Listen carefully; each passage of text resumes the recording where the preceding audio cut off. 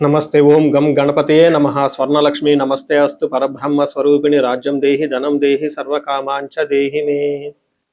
స్వర్ణలక్ష్మి అమ్మవారు ప్రతి ఒక్కరికి చక్కగా బ్రహ్మ జ్ఞానాన్ని ఇవ్వాలని, తద్వారా ప్రతి ఒక్కళ్ళు చక్కగా నవ్వుతూ హ్యాపీగా ప్రతి దాన్ని ఎంజాయ్ చేసే విధంగా ఉండాలని చెప్పేసి మనం అమ్మవారిని కోరుకుందాం. అంతేకాకుండా ప్రతి ఒక్కళ్ళకి చక్కగా రాజ్యం దేహి నాయకత్వ లక్షణాలని, ఒక అధికారాన్ని, పవర్ని, అథారిటీని అమ్మవారు ఇవ్వాలని, అలానే ధనం దేహి ప్రతి ఒక్కళ్ళకి విపరీతమైన ధనం ఇవ్వాలని, ఎక్కడుంటే అక్కడ ధనం ఉండాలని, ఆఫీసుల్లోనూ బ్యాంకుల్లోనూ ఇళ్లల్లోనూ ధనం శుభ్రంగా నింపుకొని ఉండాలని చెప్పేసి, అంతేకాకుండా సర్వకామార్థ సిద్ధి అనుకున్న పనులన్నీ అనుకున్న విధంగా అమ్మవారు ఇమ్మీడియట్లుగా నెరవేర్చే విధంగా మన అందరినీ ఆశీర్వదించాలని, అందరూ చక్కగా ఉండాలని చెప్పేసి అమ్మవారికి నమస్కారం చేసుకుంటూ, దానికి ముందుగా గణపతిని మనకి ధనాకర్షణ శక్తిని ప్రతి ఒక్కరికి ఇవ్వాలని చెప్పేసి మనం కోరుకుందాం.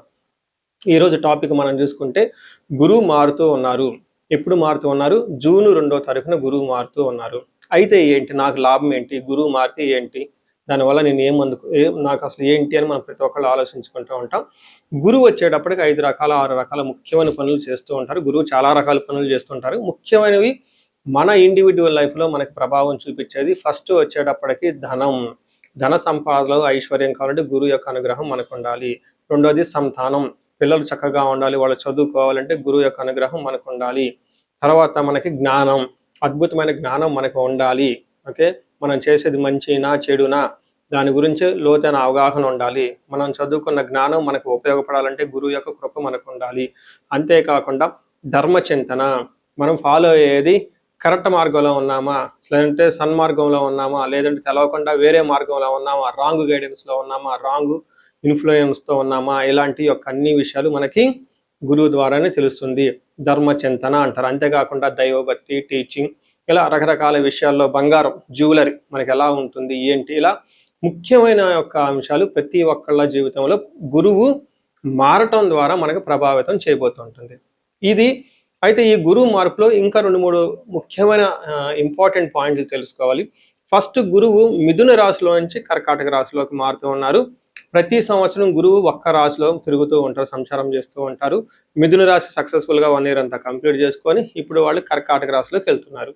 అయితే కర్కాటక రాశిలోకి 12 సంవత్సరాల తర్వాత వచ్చి ఉన్నారు కాబట్టి ఈ యొక్క కర్కాటక రాశిలో గురు సంచారం చాలా ముఖ్యమైనది. ఎందుకంటే కర్కాటక రాశిలో గురువు ఉచ్చ స్థానంలో ఉన్నారు. మంచి చక్కగా ఈ సంవత్సరం అంతా పిల్లలు ఎవరు పుట్టినా కానీ వాళ్ళకి గురువు జాతకంలో వచ్చే స్థానంలో ఉండి మంచి యోగ్యతను ఇస్తూ ఉంటారని మనం చెప్పుకోవచ్చు.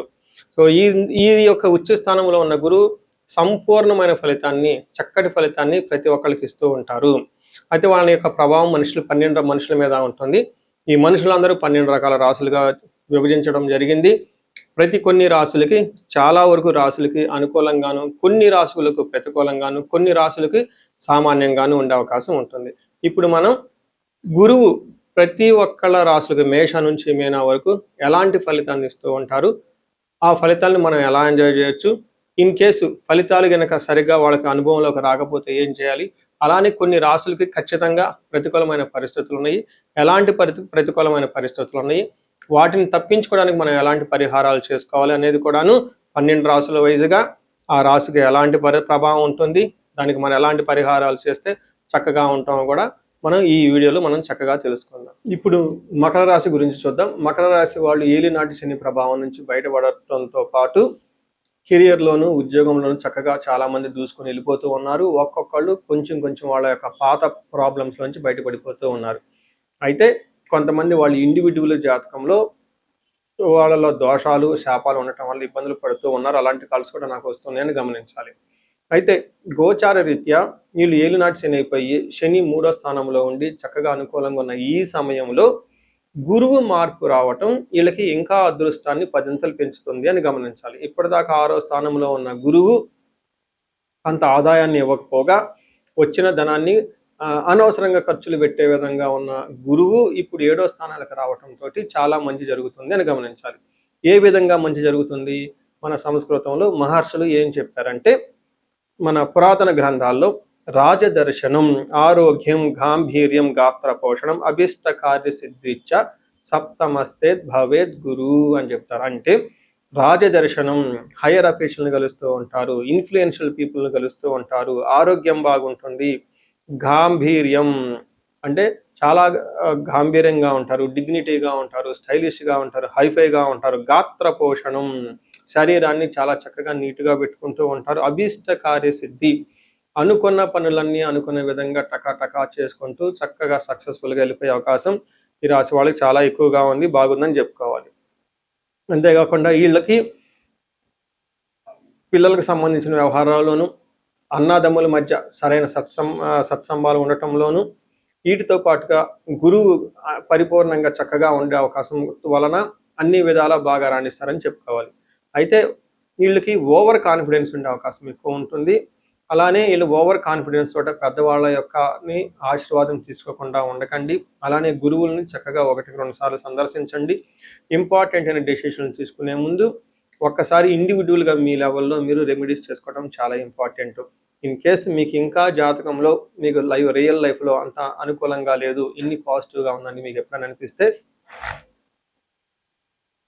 ఒక్కసారి ఇండివిజువల్గా జాతకం చూపించుకోవటం చాలా ఇంపార్టెంట్ ఈ రాశి వాళ్ళకి. అందులోని మకర రాశి నా సొంత రాశి, నేను ఈ రాశిలో పుట్టాను కాబట్టి చాలా మందికి రీసెర్చ్ చేస్తూ ఉన్నాను. నేను నా దగ్గర ఉన్న టీం అంతా ఈ రాశి వాళ్ళకి ఎందుకు ఎలా జరుగుతుంది, ఏమవుతుంది, ఎలాంటి రెమెడీస్ చేసుకుంటే బాగుంటుంది, నేను ఎలాంటి రెమెడీస్ చేసుకున్నాను, నాకు తెలిసిన వాళ్ళు ఎలాంటి రెమెడీస్ చేసుకున్నారు.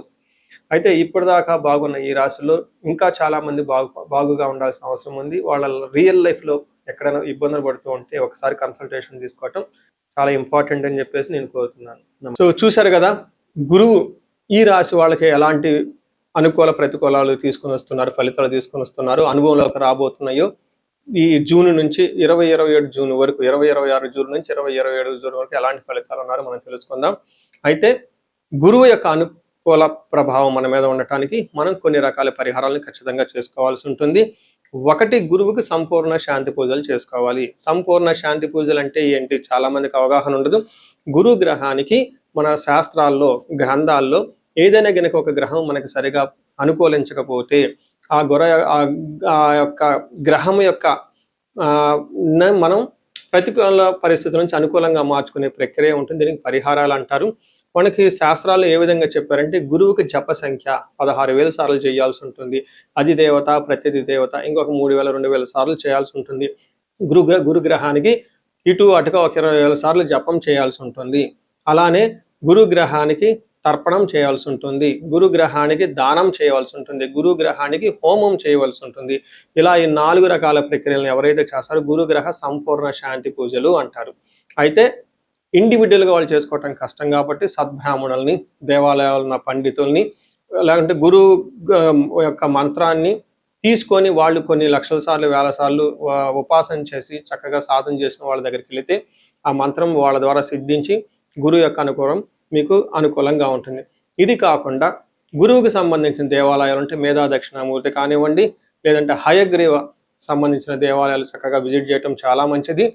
ఇంకా ముఖ్యంగా గురు గ్రహం యొక్క శాంతికి మీరు ఆశ్రమాలు చక్కగా విజిట్ చేయొచ్చు.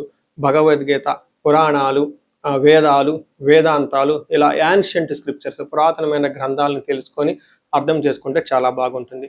గురుగ్రహ శాంతి గురించి ఇంకొకటి ముఖ్యమైనదంటే మీకు చదువు చెప్పిన గురువుల్ని వాళ్ళ దగ్గర ఆశీర్వాదం తీసుకోవడం చాలా ఇంపార్టెంట్.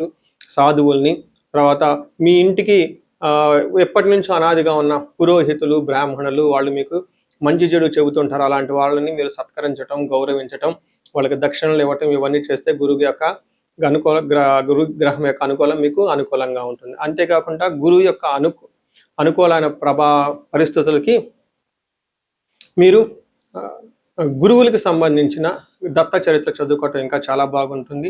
ఇంకా మీరు ఆశ్రమాలలో కనుక కొన్ని రోజులు కనుక టైం స్పెండ్ చేయగలిగితే అక్కడ యోగా చేయటం, మెడిటేషన్ చేయటం ఇవన్నీ చేస్తూ ఉంటే గురు గ్రహం యొక్క బలం పెరిగి ఇప్పటిదాకా మనం చెప్పుకున్న పరిస్థితుల్ని చక్కగా ఇంకా మంచి అద్భుతమైన రిజల్ట్ వచ్చే అవకాశం ఉంటుంది. ఇన్ కేసు ప్రతికూలమైన పరిస్థితులు ఉన్నా కానీ ఆ ప్రతికూలమైన పరిస్థితులను అధిగమించి చక్కగా లైఫ్ అంతా ముందుకెళ్ళడానికి అంత అవకాశం ఉంటుంది. ఈ సంవత్సరం ఈ గురువు యొక్క కర్కాటక రాశిలో ఉన్నంత వరకు 12 రాశుల వారికి చక్కగా అష్టైశ్వర్యాలు కలగాలని, భోగభాగ్యాలు కలగాలని చెప్పేసి చక్కగా ఉండాలని చెప్పేసి నేను కోరుకుంటున్నాను. నమస్తే.